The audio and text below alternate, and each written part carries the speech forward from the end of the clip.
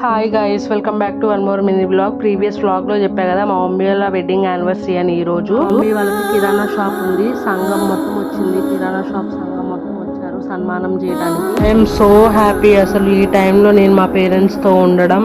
And ఎవరి దగ్గర నుంచో మనం ఇన్స్పిరేషన్ నేర్చుకోక్కర్లేదు, మన పేరెంట్స్ నుంచే మనం ఇన్స్పిరేషన్ తీసుకొని నేర్చుకోవాలి.